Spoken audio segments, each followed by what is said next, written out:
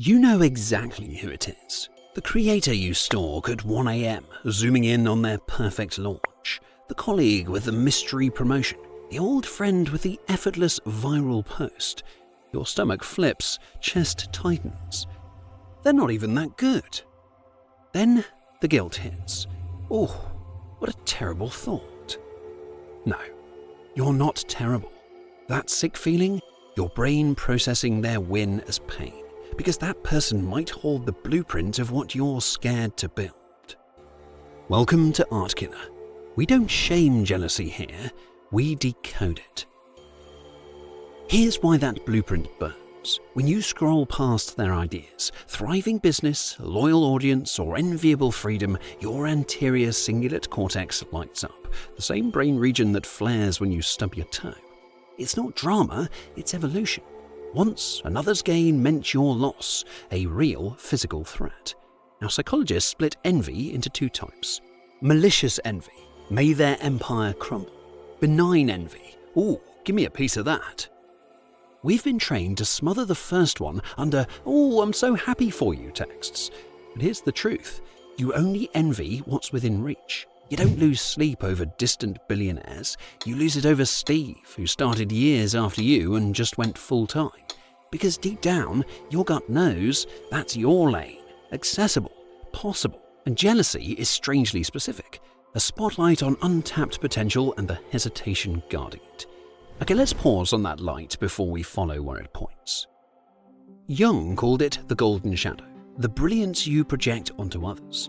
Yes, shadows got dark bits too, rage, greed, questionable karaoke choices, but it also stores your buried gold, the unloved career, louder voice, and risks still waiting for you. When you look at someone successful, you're often staring at your own deferred decisions. Unwritten book, unshot video series, unpainted collection, unlaunched business. It's like walking through a museum of your almosts.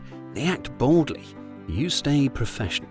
They launch imperfect work, you keep polishing. They embrace selling, you protect purity. And what feels like resentment might actually be grief for the bigger version of you that's still waiting to be lived.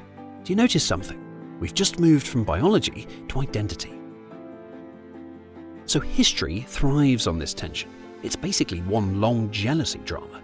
Michelangelo measured himself against Leonardo. Picasso eyed Matisse's violets and fractured them into Cubism's rebellion. Beethoven didn't admire Mozart's elegance, he thundered back with symphonies that rattled chandeliers. Rival workshops stacked altarpieces like divine contests. Who nails brighter light, deeper shadows, more gut-wrenching martyrdom? Envy didn't destroy art, it invented it. And your jealousy carries the message every artist once heard. Take what stirs you and create your own version. Time for the art of self-study, your audit of envy. Step 1. Name the trigger. One target, not everyone, the one where your "I'm so proud" comment drips with clenched teeth. Step 2. Strip the face off. It's not them, it's the pattern. Ask, what exactly twists my gut? Daily writing ritual, raw aesthetic, courage to ship imperfect, the fact they finish what they start. Step 3. Translate into a creative brief. Rewrite that ache into clarity. I want an audience that hangs on my words weekly. I want to make messy, honest work. I want to sell my art without the side of shame. That's your nervous system handing you a storyboard, the map your brain craves. Breathe a second. This is where reflection turns into creation. Okay, this isn't therapy, it's training. Tiny actions rewrite instinct. The brain only learns by doing. So, try this. Crave their bold voice. Post one opinion that nudges your audience. Wish for their volume. Launch the ugly beta today. Admire their shameless glow. Pitch your work without the, "oh, it's just a small thing" disclaimer. Each move is a microdose of transformation.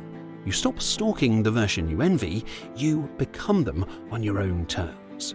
Talent and strategy, accessories. Creation itself is survival. Jealousy proves you're starving for your golden shadow. Feed it, build it, stay with us. We don't do hustle culture, we do biology, the creative kind.